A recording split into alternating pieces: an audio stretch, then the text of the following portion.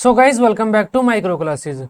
हरियाणा की जो यूनिवर्सिटीज़ है MDU, CRSU, KUK, Gurugram, CDLU, CBLU वगैरह, इनकी हमारी बीएड की रेगुलर क्लासेज चल रही है। आज का हमारा सब्जेक्ट रहेगा असेसमेंट फॉर लर्निंग। इस सब्जेक्ट की ये 7th क्लास रहेगी।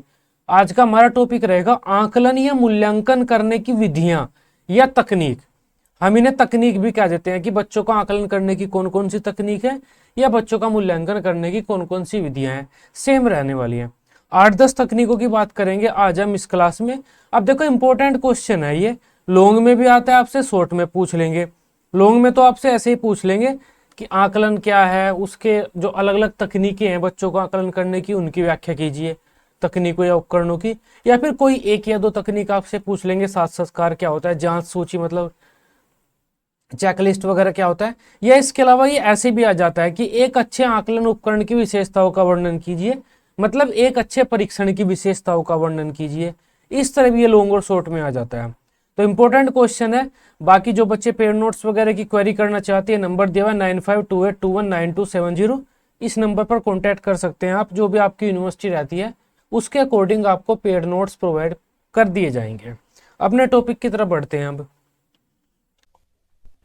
तो मूल्यांकन करने की कुछ ये विधियां होती है। मूल्यांकन में हम क्या करते हैं, बच्चों का किसी भी तरह से ज्ञान की जांच करते हैं कि उन्होंने जो सब्जेक्ट हम पढ़ा रहे हैं उसका कितना ज्ञान प्राप्त कर लिया है, बच्चों की प्रगति कैसे चल रही है।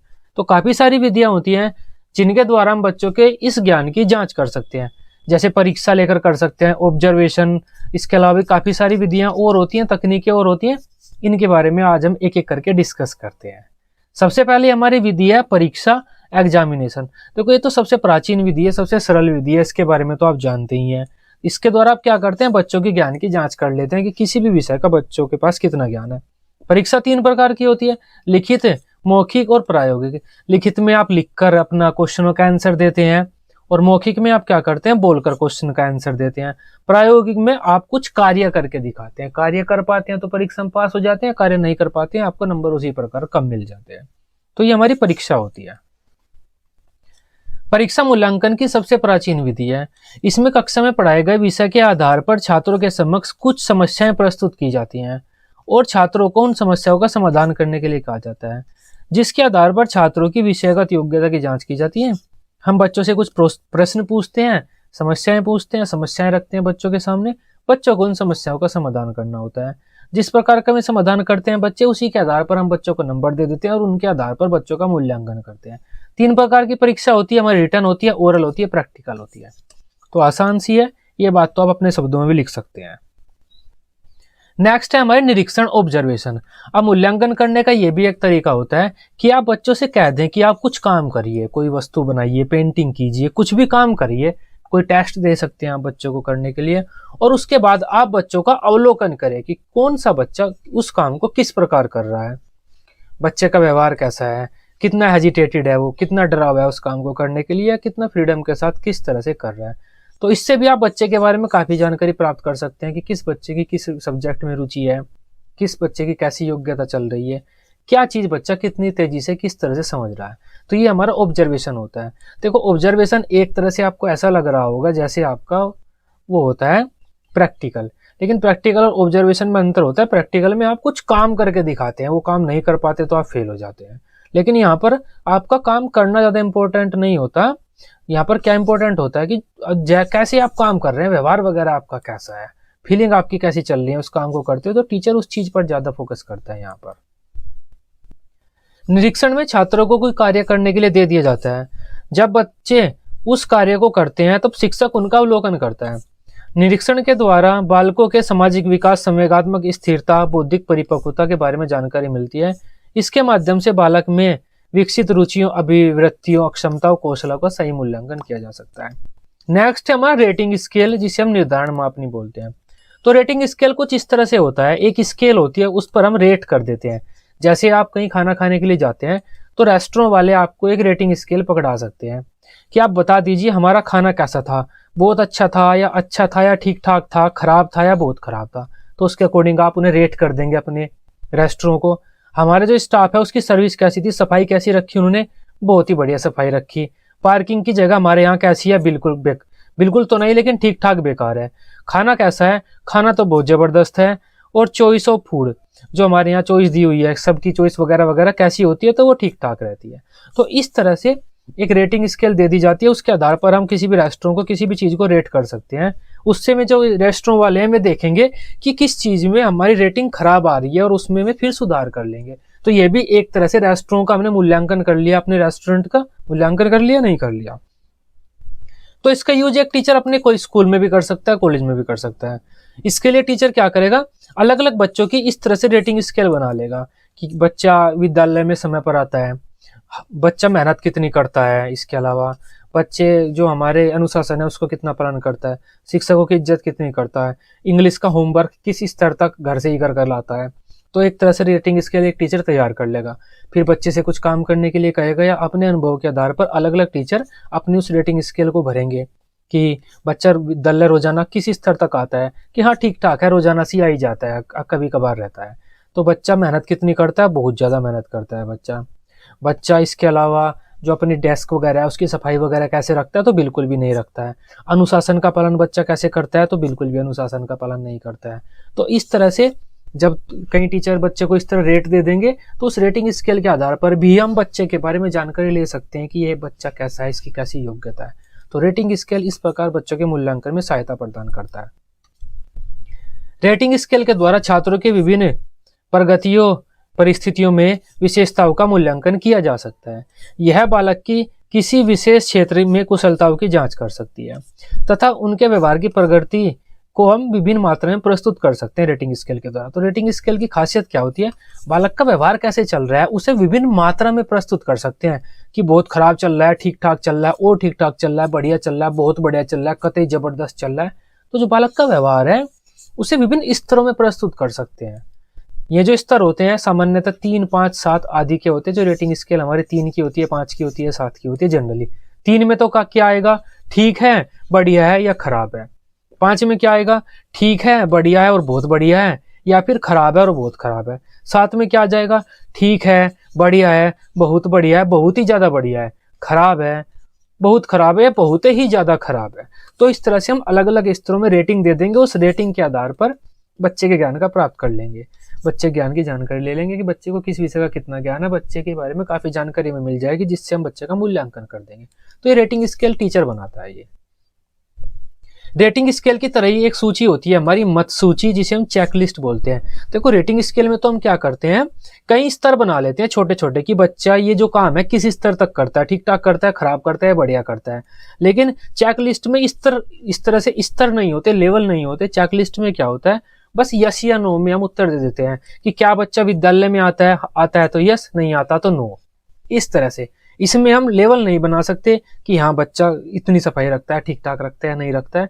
होता चेकलिस्ट ये जो हमारा रेटिंग स्केल की तरह ही है, लेकिन इसमें लेवल्स नहीं होते। जैसे रेटिंग स्केल में तो हम क्या कर सकते हैं, बच्चा अपनी डेस्क की कितनी सफाई रखता है, तो ठीक ठाक रखता है, कम रखता है, ज्यादा रखता है, इस तरह से हम कह सकते हैं। लेकिन चेकलिस्ट में क्या आएगा कि क्या बच्चा अपनी डेस्क की सफाई रखता है, तो रखता है तो यस, नहीं रखता है तो नो। तो इसमें हम लिमिटेशंस हो जाती है, लेकिन इसके द्वारा भी हम बच्चे के बारे में काफी जानकारी ले सकते हैं।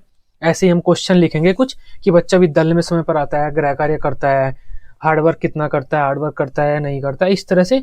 और जो अलग अलग टीचर है वे यस या नो करते रहेंगे, तो यस या नो लिखेंगे या फिर ऐसे कर देंगे, टिक करेंगे या क्रॉस करेंगे। इससे बच्चे के बारे में जानकारी मिल जाएगी कि बच्चे की प्रगति कैसी चल रही है, बच्चे का व्यवहार कैसा है। पड़ताल सूची या चेकलिस्ट द्वारा सही बिंदुओं के आधार पर छात्र की क्रिया एवं व्यवहार का मूल्यांकन किया जाता है। इसके द्वारा मूल्यांकन करता छात्र की क्रिया और व्यवहार के सम्मुख हाँ या नहीं लिखकर अथवा सही या गलत का निशान लगाकर उसकी उपयुक्तता की जांच करता है। इस प्रकार बहुत ही कम समय में बहुत ही कम श्रम के द्वारा छात्रों से संबंधित एक अभिलेख तैयार हो जाता है, जो कि मूल्यांकन का आधार बनता है या शिक्षक ही तैयार करते हैं बच्चों के बारे में। नेक्स्ट हमारा प्रश्नावली। देखो प्रश्नावली एक लिखित परीक्षा की तरह ही होता है, लेकिन लिखित परीक्षा में तो हम बच्चों का पूरा पेपर लेते हैं। प्रश्नावली में हम क्या करते हैं, एक छोटा सा पेपर लेंगे बच्चों को, और छोटे छोटे से क्वेश्चन होंगे जो आपस में मिलते जुलते होंगे। ज्यादा बच्चों को ना लिखना पड़े, ज्यादातर तो टिकी लगाना पड़ेगा बच्चों को, और अगर कहीं लिखना भी पड़ा तो हल्का फुल्का सा लिखना पड़ेगा कि इस मछली का क्या नाम है, फंडुलस मछली। फंडुलस मछली कहाँ पाई जाती है, यहाँ पर पाई जाती है। क्या फंडुलस मछली बिना जल के जीवित रह सकती है, तो हाँ। तो इस तरह से एक दूसरे से जुड़े हुए क्वेश्चन हम बच्चों से पूछेंगे, छोटे छोटे क्वेश्चन पूछेंगे। छोटे छोटे प्रश्नों का जो समूह होता है, जो एक दूसरे से जुड़े हुए होते हैं, उस समूह को हम प्रश्नावली बोल देते हैं। कि रैपिड फायर, जिस तरह रैपिड फायर में एक दूसरे से जुड़े हुए प्रश्न आते रहते हैं, तो इस तरह से ये एक तरह से रैपिड फायर होता है बच्चे के लिए। जल्दी जल्दी से बच्चों को उत्तर देना होता है, ज्यादा टाइम इसमें नहीं लगाना होता, और एक दूसरे से जुड़े हुए प्रश्न होते हैं और छोटे छोटे ही होते हैं, ज्यादा टाइम नहीं देना पड़ता, ज्यादा टाइम नहीं खर्च होता बच्चों को इन प्रश्नों का उत्तर देने में। छात्रों के बारे में अनेक प्रकार की सूचनाएं प्राप्त करने के लिए प्रश्नावली का प्रयोग किया जाता है। प्रश्नावली छोटे छोटे लिखित प्रश्नों का समूह होता है जिसे छात्रों के समक्ष प्रस्तुत किया जाता है। इनमें प्रश्न विभिन्न उद्देश्यों और लक्ष्यों से संबंधित होते हैं। उत्तर देने वाले व्यक्ति प्रश्न पढ़कर उन उत्तर देने के लिए या तो सिर्फ चिन्ह लगाते हैं, उत्तर देने के लिए छात्र या तो कोई चिन्ह लगाएंगे या कहीं पर कुछ ही शब्द लिखेंगे, एक दो शब्द लिखेंगे, ज्यादा नहीं लिखना होता है। छात्रों के द्वारा की गई अनुक्रियाओं का ज्ञान और अभिवृत्ति के बारे में हम जानकारी ले सकते हैं इन रिएक्शन से, जो छात्रों ने अनुक्रिया किया उनसे। तो देखो इसमें क्या होता है, हम बच्चों के सामने क्वेश्चन प्रस्तुत करते हैं और बच्चे उस क्वेश्चन का उत्तर देते हैं, और जैसा हमें उत्तर देते हैं उसके आधार पर हमें बच्चे के ज्ञान के बारे में जानकारी मिल जाती है कि बच्चे को इस सब्जेक्ट का कितना ज्ञान है। साक्षात्कार इंटरव्यू, अभी जो इंटरव्यू होता है हमारा वाइवा की तरह ही होता है, लेकिन वाइवा में हमसे ज्ञानात्मक प्रश्न पूछे जाते हैं और सब्जेक्ट से रिलेटेड पूछे जाते हैं। ज़्यादा से ज़्यादा 1 या 2 टीचर पूछता है, लेकिन इंटरव्यू में क्या होता है, पूरा पैनल बैठ जाता है, 8-10 जो हमारे सीनियर होते हैं उनका, और हमारे भावनाओं के बारे में, सामाजिक विकास, मानसिक विकास, हर विकास के बारे में क्वेश्चन पूछे जाएंगे। तो जो साक्षात्कार है वाइवा का एक अपग्रेडेड वर्जन है, उससे ऊपर वाला वर्जन है, बाकी वही है, सिमिलर सही है। किसी व्यक्ति से आमने सामने वार्तालाप करके सूचनाओं को एकत्रित करना ये साक्षात्कार कहलाता है, इंटरव्यू कहलाता है। साक्षात्कार में हम क्या करते हैं, उद्देश्यनिष्ठ प्रश्न पूछते हैं। साक्षात्कार से सूचना प्राप्त करने के अतिरिक्त किसी बालक की रुचि, व्यक्ति, मनोवृत्ति आदि वगैरह का पता चल जाता है। इसके द्वारा छात्र के प्रस्तुतिकरण के आधार पर उसकी उपलब्धियों का मापन हो जाता है। तो छात्र अपने आप को कैसे प्रेजेंट करता है, उसका व्यवहार कैसे रहता है, आदि चीजें भी हम फोकस करते हैं इसमें। नेक्स्ट बात कर लेते हैं वस्तु निर्माण। इसमें क्या होता है, एक टीचर बच्चों से कहता है इस चीज को बनाओ, कोई पेंटिंग बनाओ या हाथी घोड़ा पालकी, मतलब कुछ चीजें दे देगा उससे हाथी घोड़ा बनाओ आप, या कोई रॉ मटेरियल दे देगा एक टीचर उससे तूला बनाओ, मतलब कोई चीज बनाने के लिए कहेगा एक टीचर। बच्चे अपने आधार पर वह चीज बनाएंगे, वह चीज जितनी अच्छी बनेगी उसके आधार पर एक टीचर बच्चों के बारे में अंदाजा लगा लेगा कि इस बच्चे को कितना ज्ञान है। ये हमारा होता है वस्तु निर्माण। वस्तु बनाएगा एक बच्चा, वस्तु से एक टीचर अंदाजा लगाएगा कि इस बच्चे को कितना ज्ञान है, क्योंकि उस ज्ञान के आधार पर इस बच्चे ने वस्तु बनाई है। छात्रों के द्वारा बनाई गई वस्तुएं, तस्वीरें, चार्ट्स, मॉडल, संग्रह आदि भी जो छात्र उत्पादित साधन कहलाते हैं। इन वस्तुओं का प्रयोग करके हम छात्रों का मूल्यांकन कर सकते हैं, छात्रों की रुचियों वगैरह की जानकारी हमें मिलती है। लास्ट है हमारा विद्यालय अभिलेख। अब देखो हम स्कूल में पढ़ते हैं तो स्कूल में हमारे काफी सारे रिकॉर्ड बनते हैं। सबसे पहला रिकॉर्ड तो हमारे स्कूल डायरी बनती है।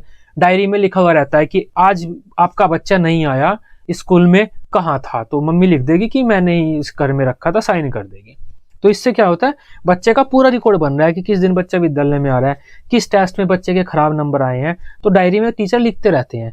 स्कूल डायरी के अलावा भी स्टूडेंट का पोर्टफोलियो बनता है, कुमुलेटिव रिकॉर्ड बनता है। इसके अलावा और भी काफी सारे रिकॉर्ड हैं जो टीचर और हमारा जो स्कूल है वो एक बच्चे के बारे में मेंटेन करता है। उन रिकॉर्ड्स को देखकर भी हम पता लगा सकते हैं कि हमारे बच्चे की प्रगति कैसी चल रही है। तो वे रिकॉर्ड्स भी हमारे मूल्यांकन में काफी सहयोग करते हैं। विद्यालय अभिलेख स्कूल रिकॉर्ड से, विद्यालय में शिक्षण के साथ साथ शिक्षक सभी छात्रों के लिए विभिन्न अभिलेख तैयार करता है, सभी छात्रों से संबंधित, जैसे संचय अभिलेख, पोर्टफोलियो, उपाख्यानात्मक अभिलेख, स्कूल डायरी आदि। इनमें छात्रों की रुचियों, प्रगतियां, गतिविधियां आदि का वर्णन होता है। इन सभी का प्रयोग भी मूल्यांकन में किया जाता है। इनके द्वारा छात्रों की रुचि वगैरह के बारे में हमें काफी जानकारी मिल जाती है। तो ये जो रिकॉर्ड आप यहाँ पर देख रही हैं ना, जो आपका सीटेट यूपीटेट का एग्जाम है उसमें यहाँ से क्वेश्चन आते हैं कि पोर्टफोलियो में क्या होता है, इसमें क्या होता है, अभिलेख स्कूल डायरी में क्या होता है, संचय अभिलेख में क्या होता है। वो बाकी हम सीटेट की क्लासेस में पढ़ लेंगे कि इनका मतलब क्या होता है। लेकिन बीएड के पेपर में बस आपको इतना ही लिखना होता है कि हाँ ये कुछ रिकॉर्ड है, इनमें बच्चों की जानकारी होती है। इसके आधार पर भी एक टीचर बच्चों का मूल्यांकन कर लेता है। तब ये आज की हमारी वीडियो थी मूल्यांकन करने की विधियां। मूल्यांकन करने की कौन कौन सी विधियां होती हैं, 8 विधियों की हमने चर्चा की है। इसके अलावा भी काफी होते हैं, हमारा वाद विवाद होता है, ग्रुप डिस्कशन। इसके अलावा और भी काफी सारे होते हैं, उनके बारे में हम डिस्कस बाद में करेंगे। जैसे हमारा प्रोजेक्ट हो जाता है, बच्चों को हम प्रोजेक्ट पूरा करने के लिए दे देते हैं, मिड डे मील वगैरह का स्कूल में प्रोजेक्ट देते हैं बच्चों को, साइंस से रिलेटेड वगैरह वगैरह। उनके आधार पर भी हम बच्चों का मूल्यांकन कर सकते हैं। तो ये आज की हमारी क्लास थी, मूल्यांकन करने की विधियां कौन सी होती हैं। शॉर्ट में आता है ये क्वेश्चन आपके पेपर में। आई होप अब आप इस टॉपिक को समझ पाए होंगे। वीडियो अच्छी लगी हो आप इसे अपने बीएड ग्रुप में दोस्तों के साथ शेयर कर सकते हैं। बीएड की सभी सब्जेक्ट की डेली रेगुलर क्लासेस लेने के लिए आप इस चैनल को सब्सक्राइब कर सकते हैं। Till then, bye bye, take care.